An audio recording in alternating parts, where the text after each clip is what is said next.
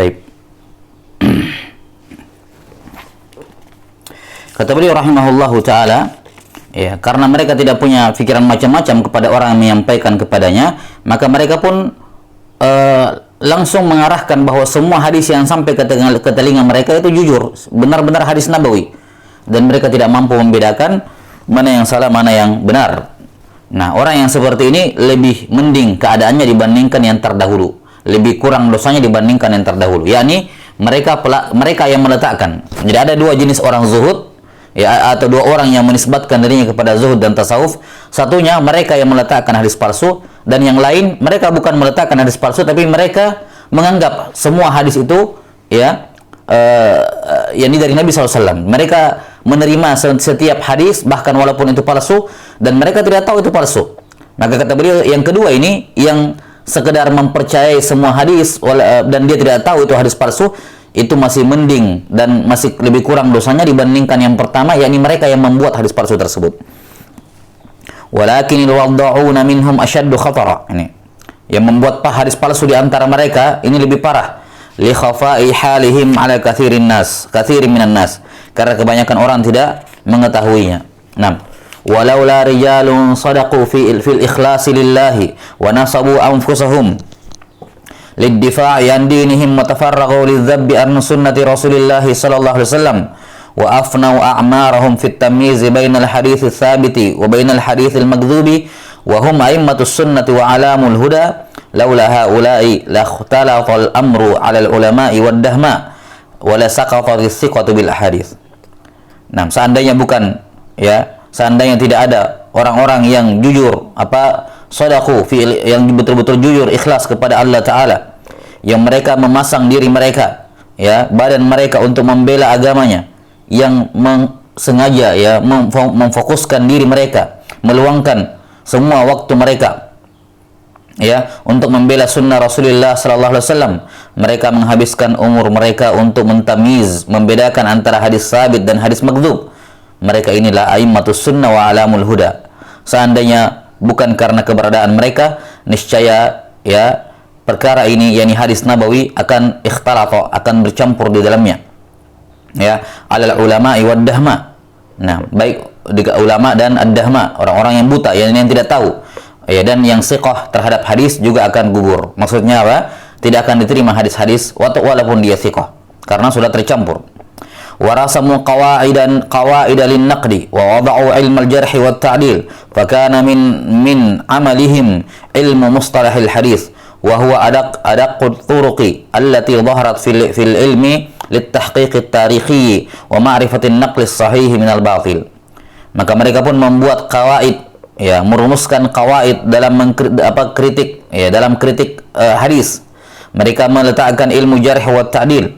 Maka di antara amalan mereka, buah dari ya amalan mereka adalah ilmu mustalahul hadis ini, yang mana ilmu ini merupakan metode yang paling detail dan paling teliti, ya, yang pernah ada dalam sejarah ilmu kritik terhadap sejarah, ya, tahqiq tarikhi, untuk memastikan keautentikan suatu sejarah atau suatu kabar, wa ma'rifatin naqlis sahih minal batil. Tidak ada ilmu lain di agama manapun, di dunia manapun, yang lebih detail dan lebih lengkap serta lebih ketat pemeriksaannya terhadap sejarah dan terhadap hadis, kabar-kabar selain dari, ya, ilmu yang terdapat dalam umat Islam ini, ilmu mustalahul hadis. Fajazahumullahu 'anil ummati wad dini ahsanal jaza wa rafa'a darajatihim fid dunya wal akhirah wa ja'ala lahum lisana sidqin fil akhirin. Semoga Allah Ta'ala membalas mereka dikarenakan jasa mereka kepada umat dan kepada agama ini. Semoga Allah membalas mereka dengan ahsanal jaza, mengangkat derajat mereka di dunia dan di akhirat, dan menjadikan bagi mereka lisanu sidqin fil akhirin. Wa qad qila li Abdullah bin Mubarak al-Imam al-Kabir hadhihi al-ahadits al-mawdu'ah faqala ta'ishu lahal jahabidhah inna nahnu nazzalna adh-dhikra wa inna lahu lahafidhun. Ada seorang yang pernah bertanya kepada Abdullah bin Mubarak, bagaimana dengan hadis-hadis maudhu ini? yakni bagaimana cara mengetahuinya, bagaimana caranya mengeluarkannya, membersihkannya dari kaum muslimin. Kata beliau, ada al-jahabidah yang hidup untuk itu, yakni yang menghabiskan umur mereka untuk membersihkan dan menyingkap hadis-hadis maudhu, dari umat Islam. Kemudian beliau membaca ayat tentang penjagaan Allah Ta'ala terhadap az-zikr, dan termasuk dalam az-zikr adalah sunnah Nabi Sallallahu Alaihi Wasallam, atau agama ini secara umum Allah Ta'ala menjaganya, dan diantara sumber terbesar dari agama Islam adalah sunnah Nabi Sallallahu Alaihi Wasallam. Wa min al-ahadits al-mawdu'atil marfu'ah al-ma'rufah, di antara contoh hadis maudhu. Nah, di sini selanjutnya beliau menyebutkan beberapa contoh ya. Baik. Di antara contohnya adalah hadis ma'ruf, hadis maudhu yang ma'ruf adalah hadis al-marwi an Ubay bin Ka'b radhiyallahu anhu marfu'an fi fadailil Qur'ani suratan surah. Hadis palsu yang dinisbatkan kepada Ubay bin Ka'ab secara marfu tentang keutamaan surah Al-Qur'an, keutamaan setiap surah dalam Al-Qur'an. Wa qad dzakarahu ba'dul mufassirin fi tafasirihim kas-Sa'labi wal Wahidi waz Zamakhsyari wal Baydawi wa qad akhta'a fi dzalika khata'an syadida. Ya, dan sebagian mufassirin yang menyebutkan hadis palsu ini dalam buku-buku tafsir mereka, seperti yang disebutkan nama-namanya di sini, As-Sa'labi, Al-Wahidi, Al-Zamakhsyari, Al-Baydawi, dan mereka sungguh telah melakukan kesalahan yang besar. Qala al-Hafidz al-Iraqi rahimahullah, lakin man abraza isnadahu minhum kal awwalin, yakni Sa'labi wal Wahidiyah, fahuwa absatu li'udhrihi idh ahala nadhirahu 'ala al-kashfi 'ala sanadihi wa in kana la yajuzu lahu as-sukutu 'alayhi wa amma man lam yubriz sanadahu wa awradahu bi sighatil jazmi fa khata'uhu afhash. Kata al-Iraqi rahimahullahu taala, hanya saja dia di antara mereka ini, yakni ashabut tafasir, penulis buku-buku tafsir, siapa saja di antara mereka yang membawakan hadis maudhu beserta sanadnya lengkap sebagaimana dilakukan oleh orang-orang terdahulu, para ulama terdahulu, ya, di antara yang melakukannya dari ashabut tafasir di atas, yakni yang menyebutkan sanad-sanad hadis maudhu tersebut adalah As-Sa'labi dan Al-Wahidi, maka ini absatu li udhrihi, ya, jelas dia lebih menampakkan uzurnya. Maksudnya, ya, disebutkan di sini ya, uzurnya adalah idh ahala nadhirahu 'alal kashfi 'ala sanadihi, karena dia telah ahala, ya, mempersilahkan kepada orang yang melihatnya, ya, untuk menyingkap sendiri sanadnya, ya. Jadi disebutkan man dzakara al-isnad, ya, idza man dzakara al-isnad faqad ahalak, siapa yang menyebutkan sanad maka dia telah mempersilahkan kepadamu, ya, memperlihatkannya kepadamu. Nah, maka ini masih mending, ya, masih mending ketika dia menyebutkan hadis palsu dan dia sebutkan sanadnya, supaya orang lihat, oh, dalam sanadnya ada si fulan kadzab, ini hadis palsu berarti. Nah, walaupun demikian, walaupun dia menyebutkan sanadnya secara lengkap, wa in kana la yajuzu lahu sukutu alaihi, itu pun belum bisa dibenarkan 100%, karena selayaknya mereka tidak boleh diam, yakni selain membawakan sanad, seharusnya mereka mentambi dan mentasri bahwa ini hadis maudhu. Adapun, ya, mufassirin lain yang tidak memunculkan, tidak menampilkan sanadnya, bahkan lebih parahnya lagi dibawakan dengan sighatil jazm, yakni qala Rasulullah SAW misalnya, maka ini khata'nya lebih fahish. Nah, wa aktsarul ahaditsil mawdu'ah kalamun ikhtalaqahu al-wadhi'u min 'indi nafsihi wa ba'dhum ja'a li kalami ba'dil hukama aw li ba'dil amsalil arabiyyah. Baik, sekarang beliau menyebutkan dari mana asal matan hadis-hadis maudhu tersebut. Dari mana mereka membuat matan hadis maudhu? Kata beliau, kebanyakan hadis-hadis maudhu ini asalnya adalah ucapan yang dibuat sendiri oleh si pemalsu. Dia sendiri yang buat kata-katanya, kalimat-kalimatnya. Sebagian yang lain ada yang mengambil ucapan para hukama, az-zuhad, al-ulama, ada ucapan-ucapan yang indah, yang baik, yang berisi nasihat, ya, kemudian dipasangi sanad. Awli ba'dil amsalil arabiyyah, atau ada ungkapan-ungkapan indah di tengah-tengah orang Arab, ya, dipasangkan sanad. Farakkaba laha isnadan magdzuba wa nasabaha ila Rasulillah sallallahu alaihi wasallam annaha min qaulih. Maka mereka pun membuat sanad palsu untuk kalimat-kalimat itu, ya, dan dinisbatkan kepada sabda Nabi sallallahu alaihi wasallam. Wa qad ya'ti al-wad'u min ar-rawi ghayra maqsudin lahu wa laysa hadha min babil mawdu' bal huwa min babil mudraj kama hadatsa li Thabit ibn Musa az-Zahid fi hadithi man kathurat salatuhu bil lail hasuna wajhuhu bin nahar wa qad sabaqa tafsilan fi babil mudraj. Nah, dan terkadang al-wada' ya itu terjadi tanpa kesengajaan pelakunya. Dan ini bukan termasuk bab maudhu, tapi lebih cocok dimasukkan ke dalam babul idraj. Sebagaimana yang telah berlalu beliau sudah sebutkan ya. Ya, salah satu bentuk mudraj ya itu dikategorikan oleh sebagian ulama ke dalam bentuk hadis maudhu, seperti kisahnya Thabit bin Musa Az-Zahid ini yang telah berlalu. Namun kata Syekh Ahmad Syakir, mengikutkan dia kepada pembahasan mudraj itu lebih tepat dibandingkan ke pembahasan al-maudhu. Wallahu taala a'lam bissawab. Baik. Ini selesai pembahasan an-naw' al-hadi wal 20 berkenaan dengan hadis al-maudhu. Qala rahimahullahu taala an-naw' ats-tsani wal 20. Jenis hadis ke-22 al-maqlub.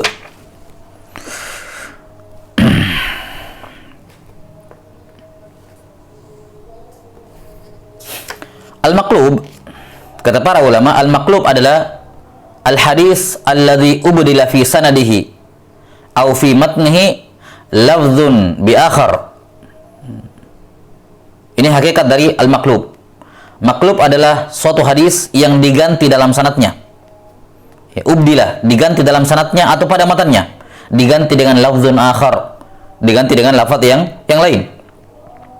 Bitaqdimin au bita'khir. Apakah dengan merubah urutannya, takdim dan ta'khir, wa nahwuhu, atau yang semisalnya, amdan au sahwan, baik sengaja maupun tidak sengaja. Yani baik dia melakukan qalb, ya, melakukan qalb pada sanad dan matan dengan sengaja, yakni misalnya untuk menguji sebagaimana yang akan disebutkan nanti, dia melakukannya dengan sengaja, au sahwan, atau dia terbalik ya dikarenakan dia lupa. Nah, maka ini gambaran umum tentang hakikat dari al-maqlub, bahwa maqlub adalah imma adanya pergantian lafaz dengan lafaz yang lain, ataukah adanya takdim dan ta'khir dan semacamnya, di mana ini semua terjadi imma pada sanadnya, yakni pada nama-nama perawi, ataukah terjadi pada matanya. Dan bisa jadi ini disengaja untuk menguji, amdan imtihanan, ya kata Al-Hafidz Ibnu Hajar, ataukah sahwan, murni karena kesalah hafalan. Taib, qala rahimahullahu taala, kata Al-Hafidz Ibnu Katsir rahimahullahu taala, wa qad yakunu fil isnadi kullihi aw ba'dih. Ya, terkadang maqlub ini terjadi pada sanad seluruhnya atau hanya pada sebagian sanad. Ya, ini hanya pada sebagian nama perawi. Ya, hanya sebagian nama perawi.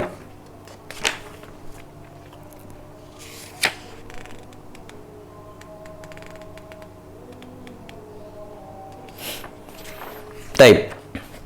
Jadi imma satu sanad full ya di maqlub, ataukah hanya sebagian sanad, yakni sebagian perawinya saja yang terjadi maqlub padanya.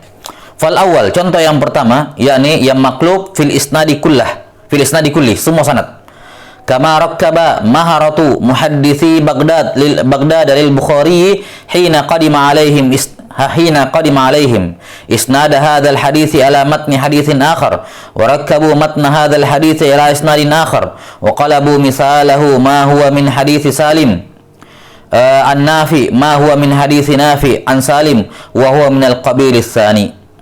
Nah, contoh yang pertama yakni di mana mereka melakukannya memaklub sanad secara sempurna, semua sanad dari awal sampai akhir dimaklub.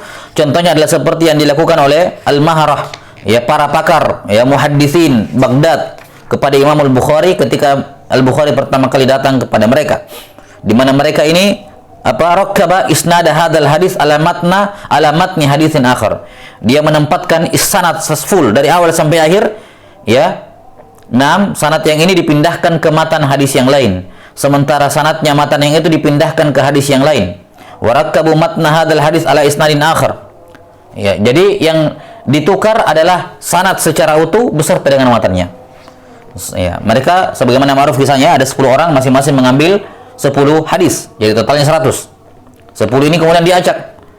Matan sanad hadis ke-1 ditaruh di matan hadis ke-8 misalnya. Kemudian sanad hadis ke-8 ditaruh di nomor 3 misalnya, dan seterusnya. Ya jelas tidak ada satupun sanad dan matan yang benar yang pada tempatnya. Iya. Wa qalabu misalahu, mereka memindahkan posisinya. 6. Contohnya misalnya misalahu ma huwa min hadisi Salim an Nafi wa ma huwa min hadits Nafi an Salim.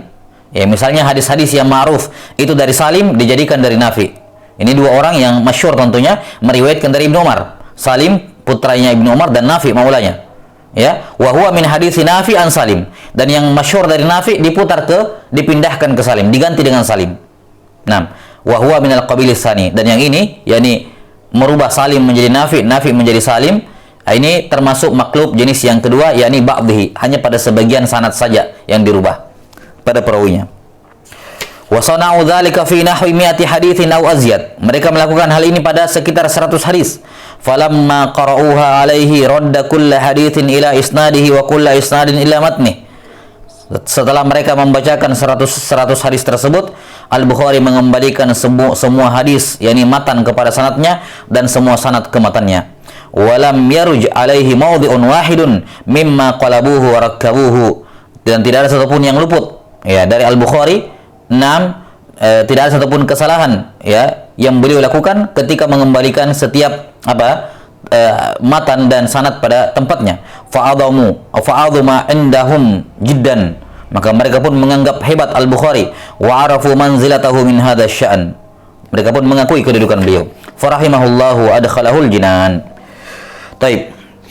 Ini salah satu bentuk maklub ya, yaitu maklub dalam sanad secara menyeluruh dan juga maklub pada sanad pada sebahagiannya, yakni hanya pada sebagian sanad. Misalnya kayak tadi ya, Nafi an Ibnu Umar dijadikan Salim an Ibnu Umar. Ini maklub sebagian perawi, sebagian sanad. Qala Syekh Ahmad Syakir rahimahullahu taala fil hamish atau fil ba'its al-hathith, al-hadits al-maqlubu imma an yakuna al-qalbu fihi fil matni wa imma an yakuna fil isnad.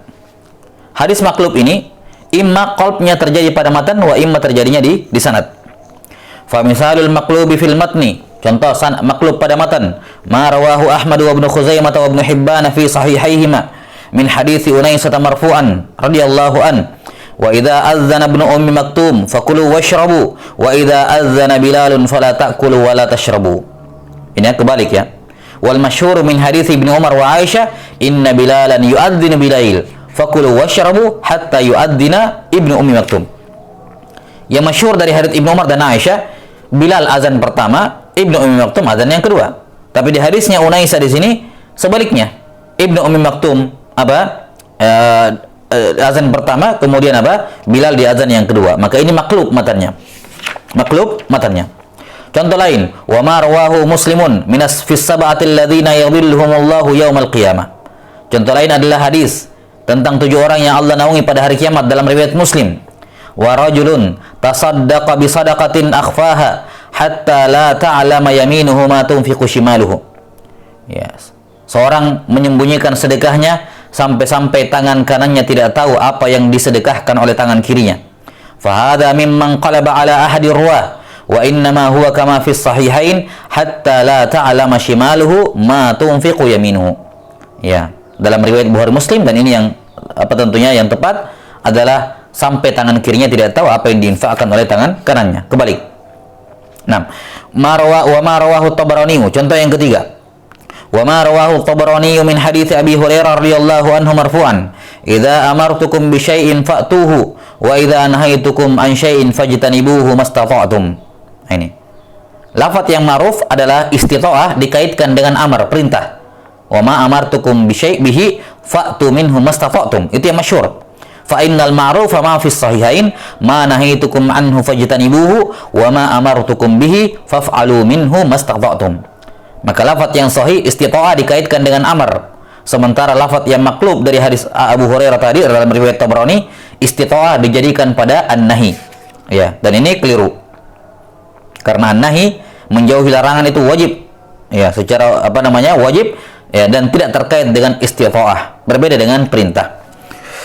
Qala rahimahullahu ta'ala wa ammal qalbu fil isnadi faqad yakunu khata'un min ba'dhi ruwati fi ismi rawin aw nasabihi ka an yaqula Ka'ab ibn Murrah badala Murrah bin Ka'ab. Adapun qalbu dalam al-isnad, al-qalb dalam isnad ini imma terjadi pada perawi, nama perawinya, wa imma terjadi pada sepotong sanad sebagaimana tadi Salim ibn Umar diganti dengan Nafi an ibn Umar, ya, dan bisa juga terjadi pada sanad secara utuh sebagaimana dalam kisah imtihannya Al-Bukhari rahimahullah. Di sini beliau membawakan contoh qalb pada nama perawi. Misalnya, kata beliau, bentuknya adalah terkadang kesalahannya berupa di mana sebagian perawi salah dalam menyebutkan nama perawi atau nasabnya. Misalnya dia menyebutkan Ka'ab ibn Murrah sebagai pengganti Murrah bin Ka'ab. Nah, wa qad allafa al-Khatibu. Ini seharusnya Murrah bin Ka'ab, dia menyebutkan Ka'ab bin Murrah. Maksudnya begitu. Ini badal, takdim dan takhir. Ya. Wa qad allafa al-Khatibu fi hadha as-sinfi kitaban sammahu Raf'ul irtiyabi fil maqlubi minal asma'i wal ansabi. Ya, Al-Khatib punya karya tulis khusus dalam masalah ini. Summa qala rahimahullahu ta'ala, di antara contoh ya qalb pada sanad, wa qad yakunu al-hadits masyhuran bi rawin min ar-ruwati aw isnadin fayati ba'dhu du'afa'i aw al-wadda'in wa yubdilu ar-rawi bi ghairihi liyarghaba fihi al-muhadditsun. Ya. Contoh lain, ini yang disebutkan tadi ya. Ya. Contoh lain adalah misalnya ada suatu hadis masyhur berasal dari jalan seorang perawi atau berasal masyhur dengan sanad tertentu, masyhur dengan satu sanad. Kemudian datang sebagian du'afa yang salah hafal atau bahkan ada waddain sengaja mengganti rawi yang di dalamnya. Ini tadi yang kita katakan mengganti setengah sanad, qalb pada sebagian sanad, bukan sanad seutuhnya. Kenapa mereka melakukan itu? Si waddain, pemalsu ini. Mengapa mereka melakukan itu? Liyarghaba fihil muhaddisun. Agar para muhaddisun mendatanginya. Kenapa ini hadis aneh? Gharib. Ya kan? Biasanya ini hadis masyhurnya dari Nafi' an Ibnu Umar, kok tiba-tiba ada Salim dari Ibnu Umar. Akhirnya mereka berlomba-lomba untuk mendatanginya, untuk mengambil riwayat tersebut. Ya. Ini namanya liqasdil ighrab. Ya, sengaja membuat keanehan supaya viral. Orang-orang muhaddisin datang mengambil riwayat darinya. Nah, tujuannya seperti itu. Misalnya, ka'ayyakunal haditsu ma'rufan an Salim ibn Abdullah fayaj'aluhu an Nafi. Misalnya ada hadis. Ini hadis ma'ruf dari Salim dari Ibnu Umar. Kemudian si waddain ini atau si du'afa yang jelek hafalannya ini menjadikannya Nafi an Ibnu Umar. Jelas ya? Au yubdilul isnadi bi isnadin akhar kadzalik. Atau dia menggantinya dengan sanad yang lain semisal dengannya. Nah, yakni dengan cara yang sama. Contohnya, mislu ma rawa Hammad bin Amr an-Nasibi al-Kadzdzab anil A'mash an Nabi Shalih an Nabi Hurairah radhiyallahu anhu marfu'an, "Idza laqitumul musyrikina fi thariqin fala tabda'u bis salam." Al-hadits, fa dzakara al-hadits. Nah, kalau kalian berjumpa dengan kaum musyrikin di jalan, jangan memulai salam. Fa innahu maqlub. Qalabahu Hammad Ibn Amr ini Al-Kadzdzab. Faja'alahu anil A'mashi wa innama huwa ma'rufun an Suhail bin Abi Shalih an Nabihi an Nabi Hurairah. Lihat ya. Ini hadis masyhur dari Suhail bin Abi Shalih an Nabihi an Nabi Hurairah. Semua orang sudah tahu ini hadis. Tiba-tiba An-Nasibi, Muhammad bin Amr An-Nasibi membawakan sanadnya dari Al-A'mash dari Abu Shalih. Wah, orang kan kaget. Oh, ternyata ada. Ternyata yang meriwayatkan dari Abu Shalih bukan cuman Suhail anaknya, tapi juga Al-A'mash. Maka mereka pun segera mendatanginya untuk mengambil riwayatnya. Ya. Makanya kata beliau, wa inna ma huwa ma'rufun an Suhail bin Abi Shalih an Nabi Hurairah. Hakada akhrajahu Muslimun min riwayat Syu'bati wa Tsawri wa Jarir ibn Abdul Hamid wa Abdul Aziz Ad-Darawardi kulluhum an Suhail. Ya, kullihim an Suhail. Jelas ya? Ini sesuai dalam riwayat Muslim dari sejumlah ulama kibar di sini, semuanya meriwayatkan dari Suhail an abihi an Abi Hurairah. Ya. Maka tujuan Hammad bin Amr an-Nasibi merubahnya menjadi Al-A'mash an Abi Shalih liqasdil ighrab, untuk syuhrah, agar orang-orang datang mengambil hadis darinya. Nah, wa hadha as-sani'u yutlaqu ala fa'ilihi annahu yasruqul haditsa idza qasada ilaihi. Perbuatan semacam ini dinamakan perbuatan yasruqul hadis, mencuri hadisnya orang. Ya, mencuri hadisnya orang dan menjadikannya sebagai hadisnya dia. Nah, atau dia juga mengklaim bahwa dia juga yusyariku fulanan fi riwayati hadzal hadis. Orang seperti ini ya dianggap sariqul hadis idza qasada ilaihi, kalau dia memang sengaja melakukannya. Nah, bagaimana kalau tidak sengaja? Kata beliau, wa qad yaqau hadza ghalatan min ar-rawi thiqah la qasdan kama yakunu min al-wadda'in. Ya. Bagi yang tidak sengaja ya tidak ada masalah, dan ini hal yang lumrah. Kata beliau, terkadang kesalahan ini, yakni qalb ini, terkadang terjadi dari seorang perawi yang thiqah, bukan disengaja, sebagaimana yang dilakukan oleh para al-wadda'in. Nah, contoh terjadinya maklub yang tidak disengaja. Dia perawi thiqah asalnya, cuman pada hadis ini hafalannya agak lemah. Misaluhu ma rawa Ishaq ibn Isa at-Tabba qala haddatsana Jarir bin Hazim an Thabit an Anas radhiyallahu anhu annahu qala Rasulullah sallallahu alaihi wasallam idza uqimatis salatu fala taqumu hatta tarawni. Kalau sudah dikumandangkan iqamah, maka jangan berdiri menuju shaf sampai kalian melihat saya. Nah, ini sanadnya. Qala Ishaq bin Isa fa ataitu Hammad bin Zaid fa sa'altuhu anil hadis faqala wahima Abu Nadhr yakni Jarir ibn Hazim innama kunna jami'an fi majlis Thabitin wa Hajjaj ibnu Abi Usmana ma'ana fahaddatsana Hajjajun as-Sawwaf an Yahya bin Abi Katsir an Abdullah bin Abi Qatadah an abihi anna Rasulullah sallallahu alaihi wasallam qala idza uqimatis salatu fala taqumu hatta tarawni. Nah, maka Ishaq bin Isa at-Tabba ini setelah dia mendengarkan hadis ini dari Jarir bin Hazim, dia menanyakan keabsahan sanadnya ini kepada Hammad bin Zaid, dan beliau imam dalam masalah ini. Maka Hammad bin Zaid menjawab, Jarir bin Hazim keliru di sini. Kenapa? Karena saya hadir di majelis ini. Saya hadir bersama dia mendengarkan hadis ini dan dia salah faham. Dia salah faham. Sanad yang benarnya bukan dari Thabit dari Anas, bukan. Makanya kata beliau, wahima di sini Abu Nadhr, yakni Jarir bin Hazim. Ceritanya, kami pernah duduk-duduk dalam di majelisnya Thabit, yakni Thabit Al-Bunani ini. Di majelisnya Thabit. Jadi lagi menunggu Thabit datang untuk mengimla riwayat, mengimla hadis. Ya. Mereka sedang duduk-duduk ini, Hammad, Jarir dengan Hajjaj ibn Abi Usman ini, Hajjaj as-Sawwaf. Kami bertiga duduk. Kemudian di tengah-tengah itu sambil ngobrol, Hajjaj as-Sawwaf menceritakan kepada kami dari Yahya bin Abi Katsir, dari Abdullah bin Abi Qatadah, an abihi an Rasulillah SAW. Ini sanad aslinya.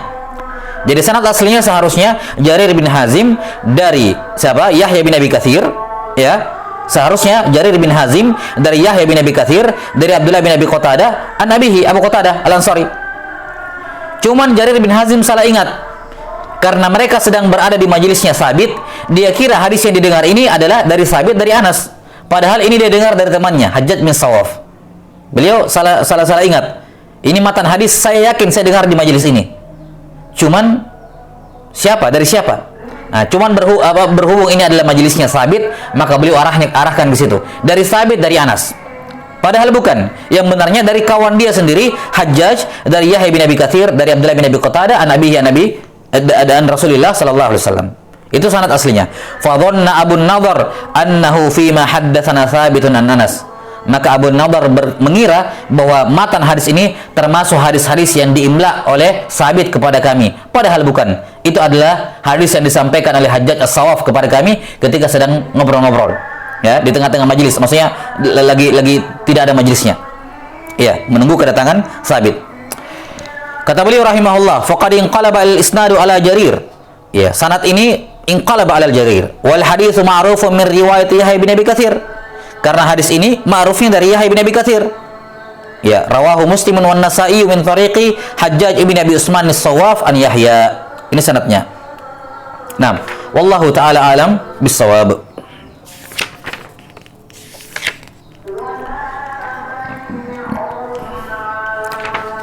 Baik, selanjutnya beliau akan membawakan bentuk qalb pada sanad seutuhnya dengan membawakan kisah dari Imam Al-Bukhari rahimahullahu taala. Nah, naktabi bihadzal qadar wal ilmu indallah. Nas'alullaha ta'ala yu'allimana mimma yanfa'una wa yanfa'ana bima 'allamana innahu waliyyu dzalika wal qadiru 'alaihi. Subhanakallahumma bihamdik asyhadu an la ilaha illa anta astaghfiruka wa atubu ilaik. Walhamdulillahirabbil alamin. Assalamualaikum warahmatullahi wabarakatuh.